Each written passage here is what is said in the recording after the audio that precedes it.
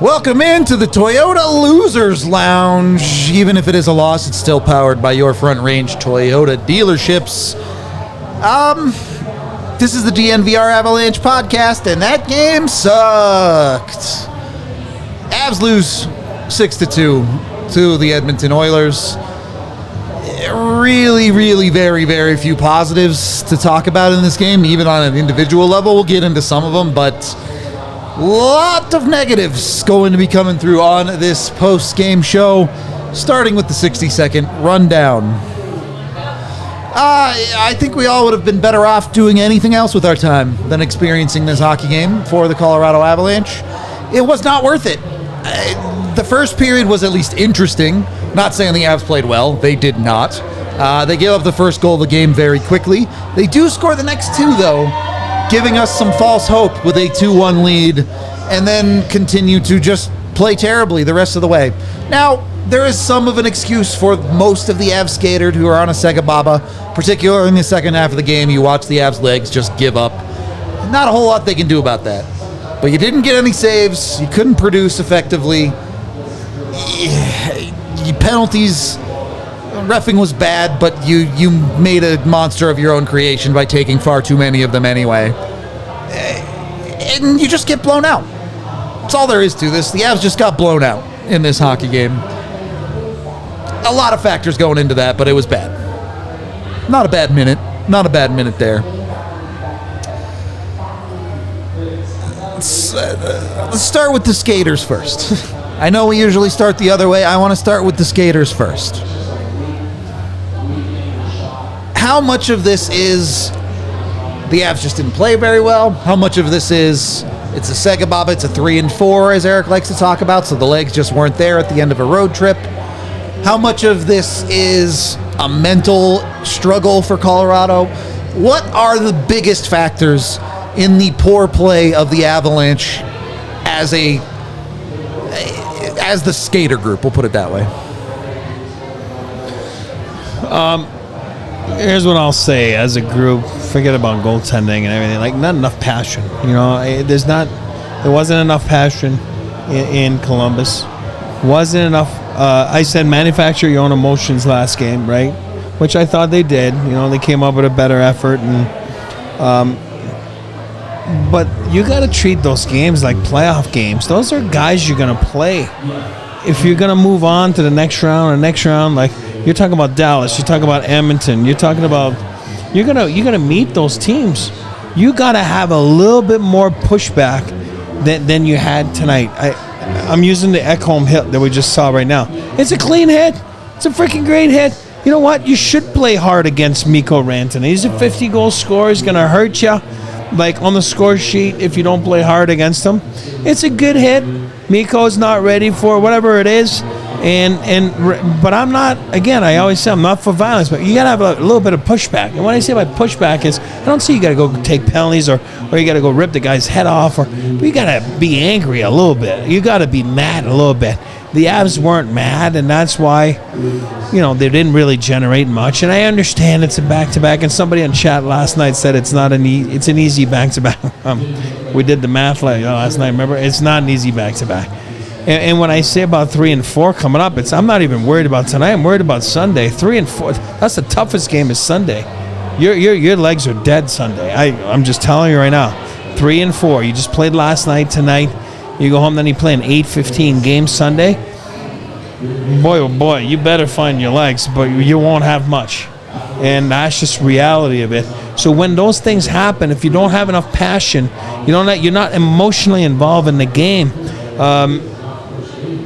Then you're going to get what you get tonight. And on top of it, we'll talk about it, you get piss poor goaltending. It's a recipe for disaster, and that's what you saw tonight.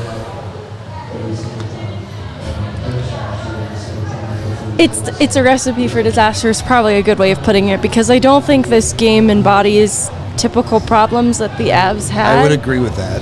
I think it punctuated some concerns around existing problems, but it's obvious they were on the second leg of a back-to-back. They had the most jump to their game inside the first period, and that just went in such a weird way that they were fortunate to come out of that 2-2. I agree. And part of it was taking 2 penalties inside the first and having to kill those.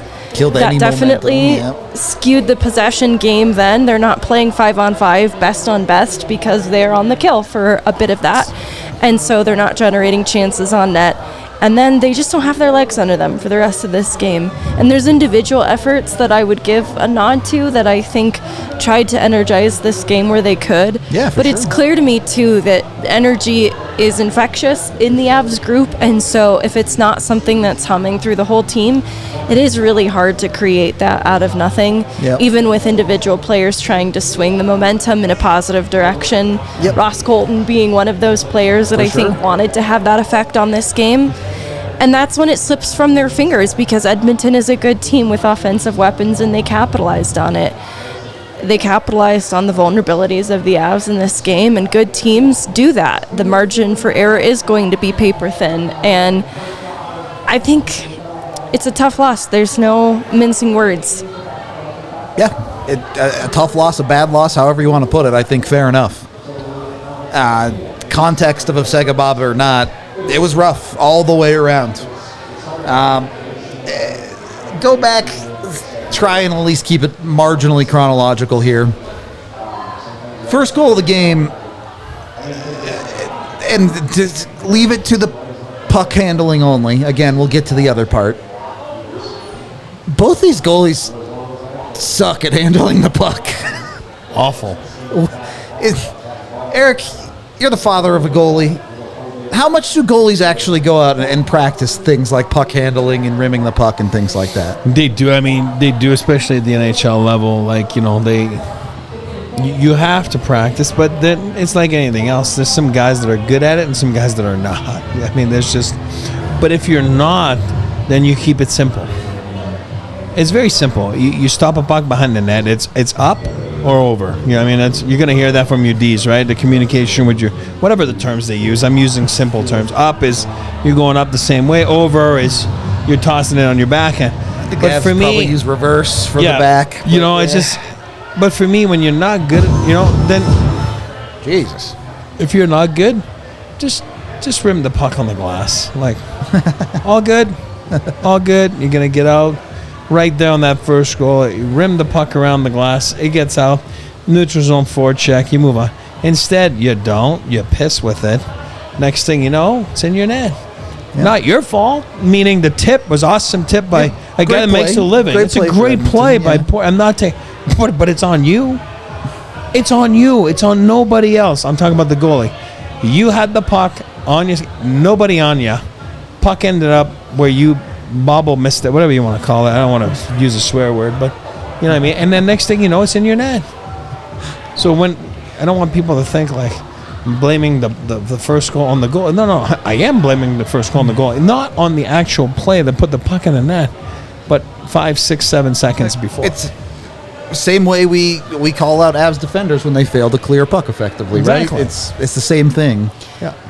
It's mutually assured destruction from Georgiev in that instance because the reason the Oilers are able to move the puck from low to high after that flub is because he's then counting on Jack Johnson to be more mobile than Evander Kane behind the net. And that's not Jack Johnson's strength. No chance of that happening. Yeah. He was kind of, I don't even, like he couldn't move the way that Evander Kane could move, and that puck gets out high. And I even like what Ross Colton's trying to do there, corralling Corey Perry to the outside and getting the inner net, but that wasn't the shooting threat it ended up being, and that deflection, you know, I don't necessarily dismiss what Colton tried to do there to defend. It's just Jack Johnson wasn't the guy to be covering that play behind the net. It was difficult to defend against, and that's what you look at as Georgiev playing that puck behind the net then as not the best decision. You want to keep it simple there because your defender who's back behind the goal line is Jack Johnson. Yep.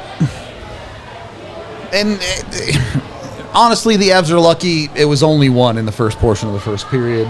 You mentioned it. Some penalties that the Avs take. Funnily enough, one of the few positives from this game, the Avs do go 5 for 5 on their penalty kill. You got to give them some credit there. That portion of their special teams gave them kept themselves in the game. I'll put it that way. I think it was really 4 for 4 when the game was still close. There was an extra one at the end, but Trennan comes back into the lineup. You get a quality penalty kill, even on the penalty where it's Trennan that's taking the penalty. Is it at least something to build on? Can Colorado at least say, hey, as we're hurtling towards the playoffs here, our penalty kill has been super reliable and something we can lean on?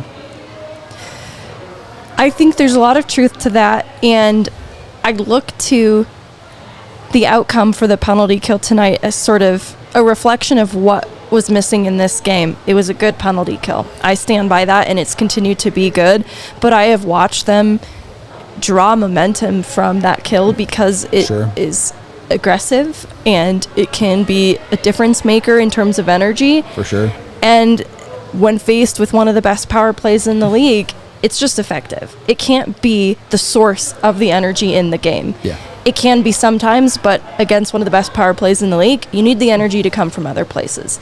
And that's what I think was revealed from the penalty kill tonight, which I want to make clear I'm not criticizing. It was just revealing, like, when the team does need that momentum swing, it can't just come from those guys. It does have to come from more than that. If anything, that penalty kill against such a good power play is almost more taxing on already tired legs, right? So, yes, again, the penalty kill itself, awesome. The fact that you put yourself there so many times, not as awesome. It's just tough, man. There was a moment in this game where Colorado had a lead on 6 shots in the first period. The Avs scored 2 goals. The first one coming off of Jonathan Drouin's stick, who just continues to be extremely hot for the Colorado Avalanche, almost cementing himself into that top line role that he's in. Great. Are you... The second goal is Ross Colton. We can kind of talk about these together. I thought Colton was one of the very few players that I actually thought played well for the entire night. Are you giving these guys their individual accolades tonight? Do they deserve some accolades, or was this, hey, we lost as a team, nobody was good enough? Well, you lose as a team. I mean, you lose as a team, obviously. It's a team game, you know what I mean? Like, you win as a team, you lose as a team. There's factors why you lose, you know. Again, I'm not going to get to it. There's a really big factor why they lost tonight. There's a big factor why they lost tonight, you know. But, again, I said it earlier, like, you're right. You know, like Colton, that's, you know, right, what a play. Drouin, you know, great shot. Even though Skinner, you know, whatever. It's still a good shot, but Jonathan, he's in tight. He gets it, you know. Yep. Doesn't like to shoot much, but, you know, right there he does and converts. And so there's some good individual efforts right there. Again, there's a reason why you lose. I'm going to say it again. I didn't like the way they were invested in the game. I didn't feel that it was good enough. I didn't feel it was playoff-like intensity, playoff-like passion. I'll use Drouin. I love the guy. I love the guy. It's a great addition. He's going to be awesome. He's going to be great in the playoff. When a game like, if we're just nitpicking tonight's game, like, you know, not really invested in the game. Like, you know what I mean? Like, then your best player / one of your best players, Mikko, one of your, you know, he gets hit, he gets hurt. Like, but guess what? Get the puck deep and go hit. I didn't say to take penalties. I didn't say to take dirty hits. That call was not a dirty hit, you know? Yeah. But get involved. Get the puck deep. Go have them. I used to tell guys all the time in development with the Avs, like, if you're a bottom of the lineup guy, McKinnon is different, right? Hey, when you go take a shower, you go back to your game and you say, I used to tell them, like, did you get yelled at by the other team's bench? And if the answer is no, then you didn't do your job.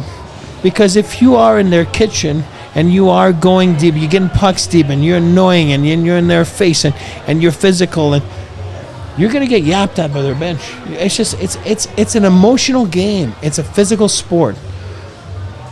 But if the answer is like, yeah, nobody yapped at you, like, you probably didn't do your job. So, yeah, there's a lot of blame to go around tonight. It's not just the goaltending. Obviously, that was the main reason, but it wasn't good enough. And when you're playing against opponents, you might be playing here in the next big dance coming up. That's what I'm pissed off about tonight. That's what I'm disappointed about. I just didn't feel it was enough. Yes, I've been there. It is hard to play in those back-to-backs when you go to bed late, and it is what it is. It's not an excuse, but you have to be able to overcome that. The schedule hasn't been that crazy the last few weeks. Like, they've had their breaks. So that's what I'm disappointed at. So to answer your question about where do you blame the loss, basically, as a factor of many things, but you do win as a team, you lose as a team, and tonight was a team loss because there was a lot of factors that contributed to the big L in the standings. Yeah, a ton of factors. I'm a little more up on Ross Colton than I think Eric is at the moment. I think the Avs depth deserves a little bit of credit for finding a goal, something that we've been asking them to do for a while now. No, I was good on Colton. I said I was. No, I know. I know. I'm ready to give Colton some flowers. Okay. No, I was giving Colton flowers. I said it. I thought he was. Buddy, good. that was a pretty wilted flower you put out. No. You said Colton was good, and then said they lost, and this is all the reason they lost. Yeah, but it wasn't Colton's fault. Like I thought can he tell was. This isn't pointed at Colton. Yeah, no, it's I wasn't. not, No, but I was not. I did want to get our one little ray of sunshine in before we go full doom and gloom for the rest of this. Well, yeah, I'll tip my hat to both players, Drouin and Colton, the only two who score in this game, and I expected most of that to come in the first period when they'd most have their legs underneath them. So Drouin's goal's a little bit to expectation in that way, but I like that it starts with his own entry and he finishes that play with McKinnon grabbing that rebound. What I like about Colton's goal is he beats Ekholm along the wall and then roast him, jukes around Adam Henrique to fire wrister from down low. And so two good players on Edmonton's side that Colton gets by to make that happen, and it starts with Cale Makar in their own end creating a transition up ice, and then Lehkonen recognizing that Colton has the speed to get that play going. I really liked it from start to finish on that play specifically, and then in looking at the forward group, two of the heaviest hitting forwards of the bunch were Duhaime and Colton, trying to keep the Avs in this at least physically and make an impact in that way. And it didn't seem like it from the eye, but the hits work out to be almost double Edmonton's. And a lot of that's coming from Josh Manson. 8 hits for him. A good amount of that's coming from Colton and Duhaime. And so I just wanted to give Colton the credit for trying to make an impact a couple different ways in this game. He's building upon what we saw in the last game, in my opinion, and trying to get that line going. And it's hard to evaluate the lines tonight because they get very jumbled when Mikko Rantanen comes out of it. I'm not going to sell you guys on this game because Ross Colton individually seemed to be trending in the right direction, but it is still a good thing to take away. Definitely don't trust anyone trying to sell you this game, I'll tell you that. But, at least if you're digging for something positive, Ross Colton, the penalty kill, Jonathan Drouin continuing to play well, 3 things that you can say, hey, absolutely, something to keep my sanity a little bit. We will get into the rest of this game in just a second, but before we do, we are, of course, now partnered with your Front Range Toyota stores, and Toyota is the official vehicle of DNVR. Go check yourself out at Toyota at any number of locations here in Colorado. They have a ton of incredible options, including 17 models with all-wheel drive or 4-wheel drive, including the Epic 4Runner, and they offer more low and zero-emission vehicles combined than any other automaker. 16 different hybrid vehicles to choose from, including trucks like the iForce Max Hybrid. Go check them out if you haven't. They got SUVs, they've got sedans, they've got everything you can imagine when it comes to a car to your liking with Toyota. Visit your Front Range Toyota stores at a location near you. AutoNation Toyota in Arapahoe and Centennial, Corwin Toyota in Boulder, Groove Toyota in Littleton, and Mountain States Toyota in Denver, Stevenson Toyota East in Aurora, and Stevenson Toyota West in Lakewood. Go get with the official vehicle of the Colorado Avalanche. And Toyota is also the official vehicle of DNVR. And once you've got yourself a Toyota, you can sit in your beautiful car and pull up the Circa Sportsbook app to make some bets. You can get it on Avalanche bets. My bets obviously didn't do very well tonight, so that was unfortunate. But, still happens. You can still get in on some wins. The other night I hit all 3. So happens one way or another. Get in with Circa. They are the sports book for the gamblers that are just looking for the best odds. They don't have all the fancy frills and stuff. It's just simple, straightforward, and they have great lines for their odds. So go check them out. Go to circasports.com to download the Circa Sportsbook today. Of course, when you do download the Circa Sportsbook, you must be 21 or older, physically located in Colorado to make bets. And if you or someone you know has a gambling problem, of course, please text 1-800-GAMBLER or visit problemgamblingcolorado.org. Second period of the DNVR Avalanche podcast, and really the start of the downfall of this game. The first portion of the first period was not good. I'm not trying to tell you the Avs played good, but some individual efforts, some quality plays got them through it, had them a lead for a little while in this game. And then the Oilers tie it late in the first period with a McDavid wraparound where Taves is trying to cover the back post. Georgiev does not move to his post well, and a puck just kind of kicks into the net off of their own skates. It's a bad goal, whatever, fine. That's not really what I'm concerned about. What I'm concerned about is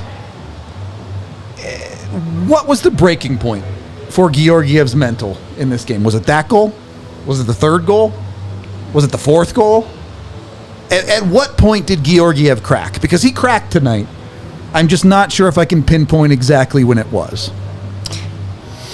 I mean, again, you can say that he's the unluckiest guy in the world. And again, I don't know. I've watched a lot of hockey in my life, and, pucks do hit defensemen in front of them. It does, and it will next game too. It will Sunday on both teams, Dallas, Colorado. It does, but if you're in control, then, not every time the puck's going to go in the net. So if there's a little bit more oomph to the game there's a little bit more passion, he gets back to the post, and nothing happens. It hits Taves, and it hits his pad, and it's over. I mean, great, awesome. So at that point, it's 3-on-21, 3-on-22, and that's the pattern. That's the pattern that's tough, because you're not going to go far doing that all the time, giving up 3-on-20, 3-on-22. And I know he made a couple saves of that, before in those 22. Again, you're a goalie in the NHL. You should make a save or two. It's just the way it is. I just feel that every time he makes a save, we're like, oh, God, he made a save. Oh, my God. And I just feel the third one right there, it started. And then next thing you know, obviously the play of the game's the fourth one. It's unacceptable. It's a no-no. You guys know my no-nos.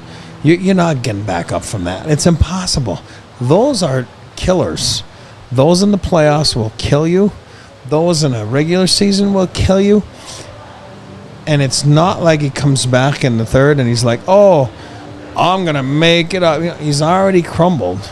To answer your question, he's already crumbled there on the third and the fourth. And then that's why, for me, I would have pulled him. To give myself a chance to maybe score on the power play and make it a 4-3 game, and then you're one shot away from pulling your goalie, right? I didn't like the fifth one. I didn't like the sixth one. I didn't like any of them. So, and then the emotions were there on the sixth one. You could see him again, like he was like losing his shit. It's a tough position. I'm not a goalie killer. I'm not here to blame goalies. Trust me, and you guys know that. But again, a performance like tonight, you're as a team, because it is a team game, you're not going to go far in the play. If that's the performance you're going to get, you're not going to go far. And again, it's a team game, not just blaming him, but he certainly can't look at himself in the mirror tonight and say, yeah, I was good. He wasn't. And the guy with the best mustache in the NHL, by the way, Stuart Skinner. Oh my God, what a mustache that is. Was better than him. Last night, Eustace was better than the guy, down the hall from him. So it plays a factor. Those are games within the game. I'm not a goalie killer. I'm just stating the facts tonight. He wasn't up to snuff. And when you're on a back-to-back and you did not play last night, and you do have some fresh legs in Trennan and Val, and you're the goalie that didn't play for a reason, because you were going to be fresh for tonight. Well, if that's your effort, well, it's not a passable effort. It's a failing effort. I want to touch on that more, but I want to open the floor to you first. I think I agree that it happens after the third goal, and the fourth goal is proof of concept that it got in his head. Yeah. Because I think with the second goal, with his pad coming there, Tave's stick being there, he could probably chalk it up to, if one of those two things hadn't happened, like if I had gotten my pad to the post sooner or if Tave's stick wasn't there, this probably doesn't go in. Sure. So maybe he's willing to take a little of the accountability off his shoulders there. I'm not saying that's the right thing to do, but maybe he can reconcile that goal a little bit more. Whatever you got to do to get your mind right, fine. Right. Then the Ekholm goal happens, and it kind of seems like, I don't know if it's Lehkonen specifically, but bodies at the net front are what knock that puck in between his 5-hole. And he's probably feeling a little bit like a victim there too, even though it does seem like Ekholm sort of grabs part of his pad out so that the 5-hole is open. He could put his paddle down. There are options there because his glove initially touches that He puck. just has to drop that glove And he onto the doesn't puck. secure. Yeah, So that's why I think that's where the problem starts. Is Given because the way the fourth goal happened, yeah. because then the fourth goal, it's all Georgiev. There is There's nobody to nobody blame. else to blame, and that's where I think proof of concept. Edmonton was in his head. He was not feeling sure of himself because he should have gloved that puck and secured it. Absolutely. And so I think the downfall starts on the third goal. And this is frustrating for a couple of reasons. One, at a certain point in the first period of the game, you felt like Georgiev was outplaying Skinner on the other end of the ice. Skinner gave up probably a not great goal to Drouin. You get a second goal as well. Georgiev made some pretty darn good saves in this game too, if I'm being honest. But at the end of the game, those saves don't mean anything if you don't make the ones you're supposed to make. That fourth one just can't go in on an NHL goaltender. I'm sorry, but that can't happen, especially in a one-goal game against a playoff caliber opponent. If you're taking yourself seriously trying to win the Central Division, can't happen. The other part of this that I see, because during the watch along, a lot of people are talking about, well, the team in front of him wasn't playing any well. And that's true. The team in front of him was bad. But look back at this season. Look at how many nights that Georgiev gives up 4 goals and the Avs in front of him go score 5. Yeah, they go 5, 6. Win the game anyway. And you knew before the puck dropped tonight that they were going to need a good goalie performance. They were on a Sega Baba. They needed, it didn't have to be the greatest performance of all time, but they needed Georgiev to keep them in this game, and he just couldn't do it. The Ekholm goal happens after Rantanen leaves the game. Yep. I can't emphasize the importance of needing a good goaltender performance more than after that moment. Yep. I mean, go back to the pregame. We're not like Nostradamus or whatever it is, like, right? Like, is that the right word? Yeah, yep. We're not predicting my Lord, it's not hard to figure out. You're on a back-to-back that you went to bed late. It is a tough back-to-back from Minnie to Edmonton. It's a tough one, okay? You didn't play your goalie yesterday, your number one goal, because you knew that you're going to give up some freaking chances tonight because you are tired. Because we said it in the pregame, you're going to give up some because you're tired. You're playing the Edmonton Oilers, the highest scoring freaking team in the National Hockey League since January, with 2 of the best goal scorers in the league. You're going to give up a few. I don't care if you play great or not. Other teams are good too. There's not just McKinnon in the world that's good. Like, there's other teams, there's other players that are good. And they lost 5-0. So they were an angry dog coming in. You knew that coming in the game. Yeah. So you knew it was going to be tough sledding. Our good buddy AJ always says it's a scheduled loss. It was a scheduled loss. But we said it before the game. And if you want to try to win that game, you're going to need goaltending. And you need to be smart. And, and it just didn't happen. And they certainly didn't get goaltending. But we're not just blaming goaltending. You knew that they weren't going to be at their best. It's a tough night. And that's why I hate regular season, because you're playing teams that some are fresh and you're tired. It's not fair. But that's the way of life in the National Hockey League. But that's why playoffs are fun, because it's a clean slate and everybody's got the same schedule. So that's why I love playoffs. It's fair. after that first Evander Kane goal, the look on Jack Johnson's face. Which one's that again? That's the one The where he's fourth supposed to glove it and then it falls. The look on Jack Johnson's face suggested to me that as a team, they had lost faith Yep. in Georgiev in that moment. I'm not saying on the entirety of the season, but that's when I just knew that a comeback couldn't be possible. It's when the Avs knew. Because the Avs didn't think the Yeah, comeback exactly. was possible. There was a frustration not only exhibited in Georgiev, but what appeared to me the team as well.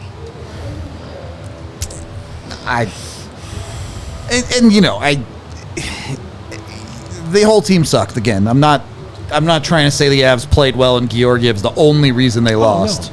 Yeah. But Georgiev certainly getting the rest in game one and then in playing these games. The night was set up for Georgiev to be the guy tonight, and he just wasn't. Freaking frack, he didn't play the last 5 days. Do the math, like at least. Go back, like he didn't play the last 2 games. There was 2 days. So that's 4, that's at least 5 days. Yeah. You're well rested, you know? It's a hard contrast from the game that Jussi Saarinen just gave to. That's the tough one. I for won't me. pretend that Jussi Saarinen could have done that 60 games in the NHL this season. Of but course not. I hoped that pressure of seeing Jussi Saarinen rise to the occasion. Sorry, pressure isn't the right word. I hoped it would alleviate pressure. I hoped the entirely opposite of that. That He doesn't feel like he has to do it every game. right, that there's someone else they can count on in between. So he just has to be that guy when called upon. Yep. And that's what bothered me about tonight is he was called upon. This was a big matchup against a playoff caliber team. Yep. Just clinched their playoff berth. Yep. And it's tough that he couldn't be that guy tonight. It's tough. It really, really is. A couple of other things obviously happening in that second period. First, the Mikko hit. I think we all think it's clean, just unfortunate. Yeah, I didn't in my immediate viewing of it. I was like, whoa. And then I saw the replay. And I went over there and I slowed it down and saw that it was shoulder to shoulder and I Yeah. hated it. Yeah. Unfortunate. Nonetheless, as bad as this loss is, if you tell me Mikko's going to be fine come Sunday, we're cool. It doesn't have to be Sunday if they're really going to be cautious with him. If it's game one of the playoffs, we're good, to be honest. But Yeah. just way bigger implications about a Mikko 100%. potential injury than one really bad hockey game. That's all. Yeah. The other one, Megan, you mentioned it briefly on that third goal. Goalie interference?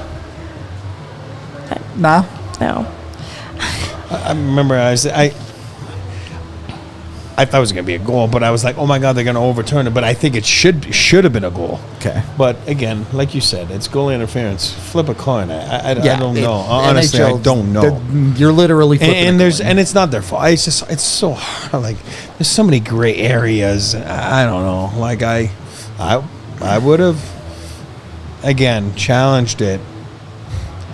If you see something, you owe it to your team, to yourself, to challenge it. You know what I mean? So they saw something and it didn't work out. You know, And- so it's okay. You know. Hey, I think this is a hidden benefit of having a really solid PK right now. Yeah, no, I agree. That's what I'm saying. I would have done exactly the same thing. I thought it was a goal. I thought it was going to be overturned. Remember, I said it Yeah, loud, you like did.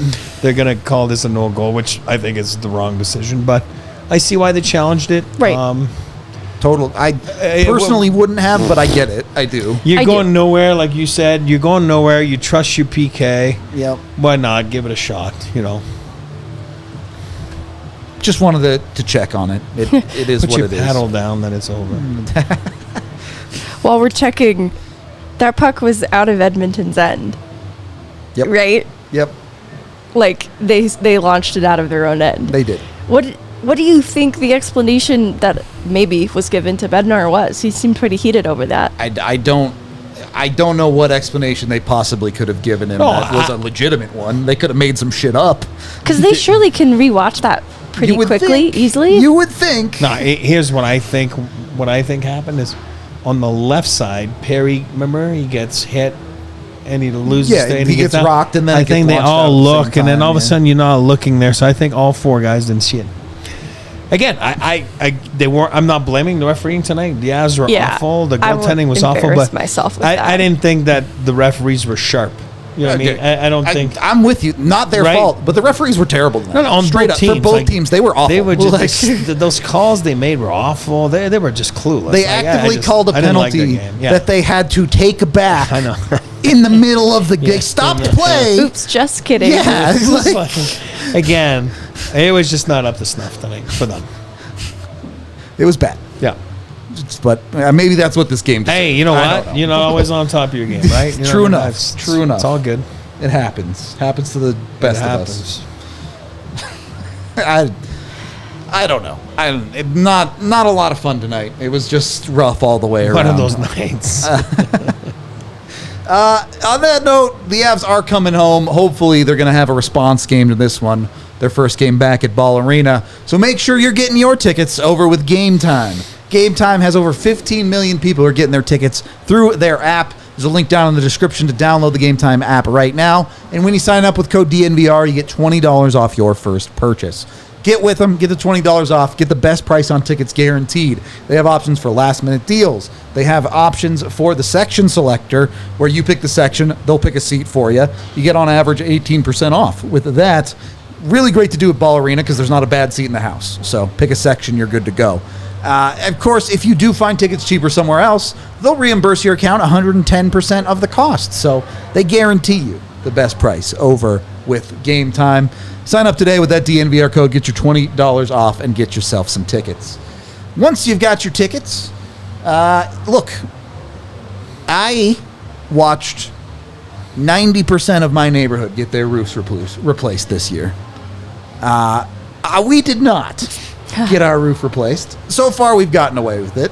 But you can betcha, come the first hailstorm this year, we're going to be calling Red Hawk Roofing. We're going to get them on our roof. A no-cost inspection of your roof from them. They'll come out, they'll get up there, they'll take pictures of your roof, show you what's going on up there, make sure everything's all good, and if there is an issue, they'll get it fixed up for you. The best roofers here in Colorado, local, just like us. Get with them today at redhawkroofing.com, and they even have 24/7 service. So if something crazy happens, you spring a leak, they can come out and fix it anytime, day or night. So go give them a hookup at redhawkroofing.com. Get your roof checked out and inspected. The Avs needed that tonight. They needed a red hot roof. They needed somebody, A little bit of leaks. some stability in their home. Yeah, that home was leaky for sure. There's no doubt about that. Some wobbly legs or something. Third period of the DNVR Avalanche podcast. Let's be real. I don't think any of us had big expectations of the third period of this game. The Avs looked like their legs ran out about halfway through that second period, and then the Eric no-no. Not only is it a goal to go up 2 for Edmonton, but there's 1 second left in the second period when that goes in. I struggle to even blame the Avs to already be on the plane for that third period. That one was a killer. I mean, it just was. Not saying they would have won the game, but that one was the killer. It Yeah. certainly put the game to bed. Good night. Put your covers up. Go to bed. You know, that was it. Is there anything redeemable from this third period? Eric, I know on your side you wanted to see a little more grit, maybe a little bit more anger, at least a little bit more action that way. I don't know. Mikko didn't return to the game. Certainly. Actually, let me ask you it this way now that I'm thinking about this. Do you think the Avs should have put Justus Annunen in for the third? Or do you think they were comfortable just living with the loss with Georgiev back there? I'm sure there was a discussion. I mean, you'll never know. They won't. I mean, it's none of our business, you know, how they conduct their. But I'm sure there was a discussion, or. I mean, I would have switched them. That's me. I didn't like where this was going. You know, I didn't think he could. And I think it just switches the momentum, whatever it does. You know what I mean? Like, you do it, you're trying something. They didn't do it, which is fine. I respect it, you know. But that's why I agree with you. By then, like, they were downloading their Netflix for the plane ride home. You know what I mean? Like, you just, you know. Really, that's why I don't really pay I don't put a number on the third period. Like, it was just like, let's kill the clock, and it is what it is. So certainly the fifth goal went in, and it was all right. Let's go home. But yeah. That's where it's a toss-up for me. I genuinely don't know, because I was pretty in favor of them pulling Georgiev in the moment. Sure. But the more that I think about it, it could have been detrimental to Justus Annunen's confidence to throw him in cold to a situation where they just don't have the horses. They just don't have the legs under them to complete that third period honorably. And that might not have been fair to Justus Annunen. And maybe there's some question of, can Georgiev fight through this in real time? They can't necessarily win this game, but can he lock it down from here? And it's tough because you look at that McDavid goal at the start of the third period, and you're not necessarily... It's not awesome. You're not necessarily looking just at Georgiev in that situation. No. Everything was bad. Everything about it was bad. So I'm not going to pin that on Georgiev by any means, but it just was too far gone at that point. In hindsight, I have that clarity, and I'm curious to see... I'm curious to see, like, if the plan is to give Justus Dallas, too, I wouldn't have wanted him to be in this game at the end of it. Let his last feel be that 44 saves against Minnesota. If you're giving him Dallas, for sure. Oh, there's certainly going to be a discussion. Who's going to play Sunday? Yep. I don't care what they say. They can come public and say, "Oh no, it was Georgiev all the way." Sure, they might say that, but there's going to be a discussion on the blame tonight, as it should. Yeah, as it should. There should be a discussion. It's tough. It's really tough to be Colorado's goalie situation right now, because if you're being honest about it, you probably don't trust either guy.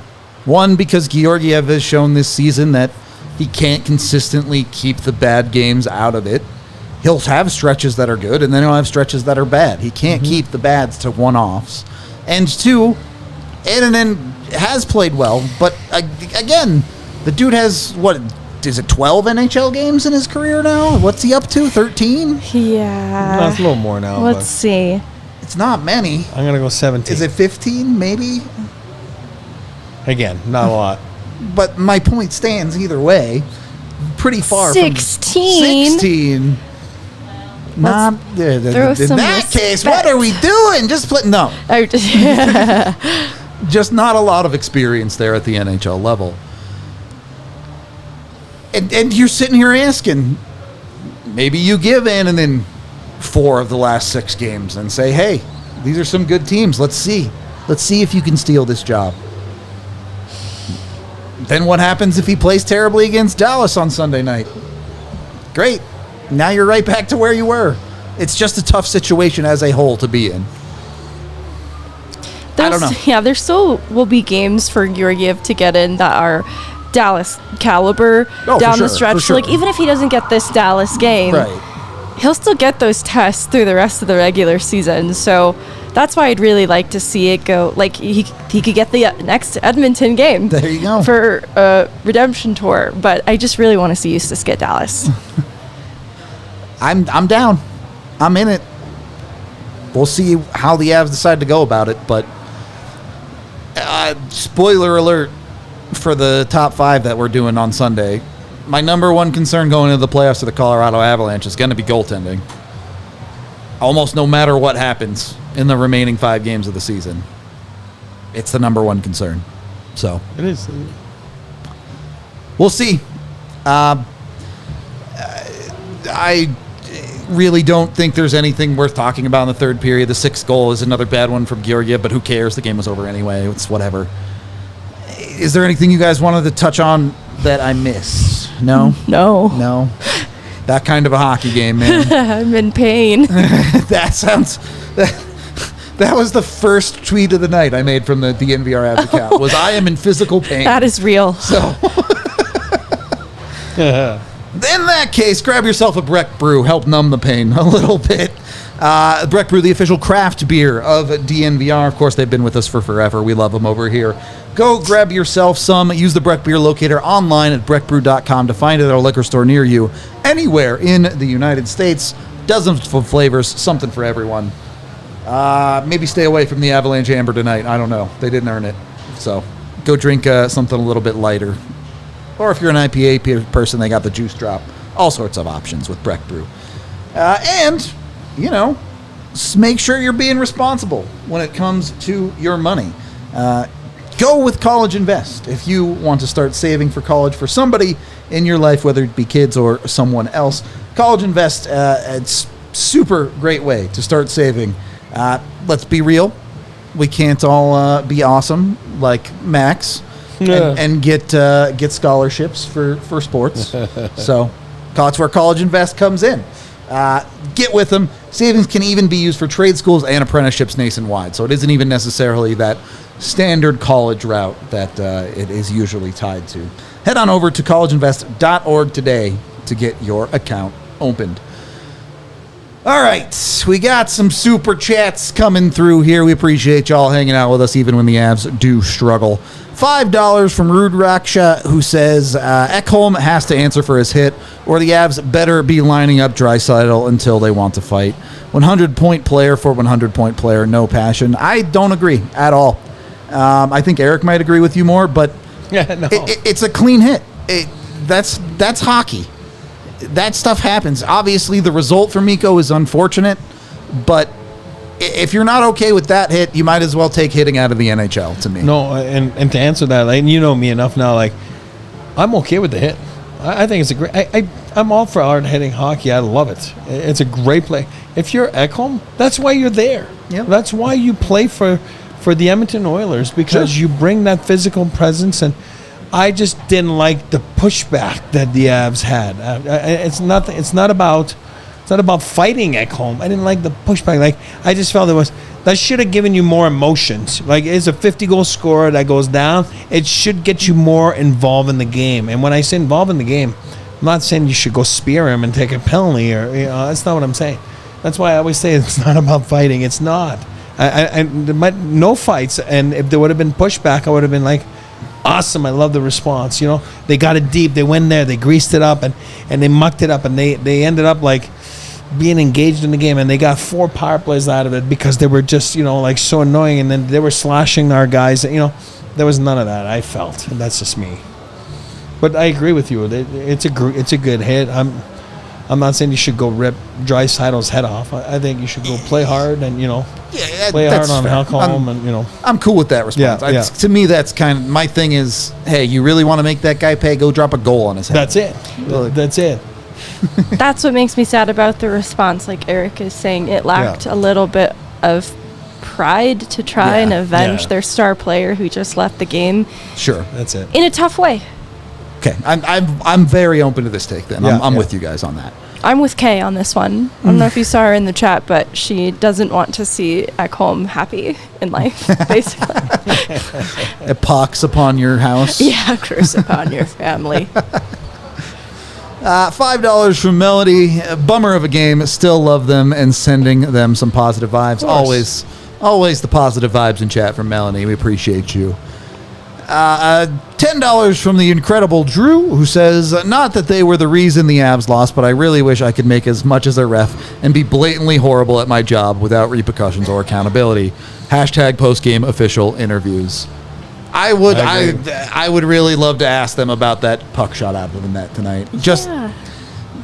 Maybe the answer is as simple as, we didn't see it. Great. 100%. I would just love clarity on what happened there. Which I don't believe they saw it. Yeah. Obviously. Yeah. If they would have seen it, it would have been a penalty. So they're not cheaters. I mean, they don't cheat. So. Yep. They're not basketball refs. Thank you very much. And then $2 from James, who says, Alberta believe that was a bad showing. I don't get the pun, but like you better. Alberta. It feels like it's stretched too far for me. I don't know. But it wasn't a good showing. It was not a good showing. That part I got. I got that message loud and clear. It was bad. I don't know what else to tell you, but try and wipe this from your memories. If you can't, Georgiev certainly has to. Well, you have to. He's got to find a way to. It can't linger. No, and I feel like he needs a different way from whatever he's been doing all year because Yep, it is not, it's not working. worked. It's like when you got the shanks when you're golfing. You know, like Yeah. you just, I don't know what to tell you. You got to goldfish memory, right? Move on. Find some trick to get your mind off it. Otherwise, could be rough. That's all we got. Avs are back Sunday against Dallas. It's not a meaningless game. If the Avs win it, they need help, but at least maybe you can have the conversation if the Avs do beat Dallas in regulation. But it's going to be tough from here for Colorado. James, I was on your side.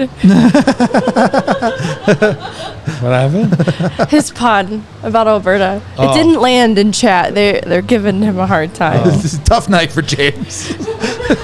James, you're the man. All right. Yeah, we're off tomorrow. We'll be back for the late game Sunday. Hope to see y'all there. Even when the Avs struggle, we'll be here. Oh, we got a late super chat coming in. Fine, they'll be fine. Oh, it's even a super sticker from, is it Roy or Wah? I'm going to assume it's Roy because it's a first name. $5. Sheba dog writing with a brush, writing number 1 on a piece of paper. Are you like an Edmonton fan? I guess I don't really understand the super I sticker. don't know. Maybe he still believes Still the a Avs are believer? number 1. I hope you're right. I don't think you're right, but I hope you're right.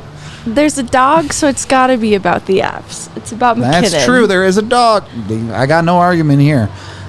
We are out of here, though. Join us Sunday. We'll always be here, win or lose, for the Avs. So we will talk to you on the next one. We all silly like the mayor.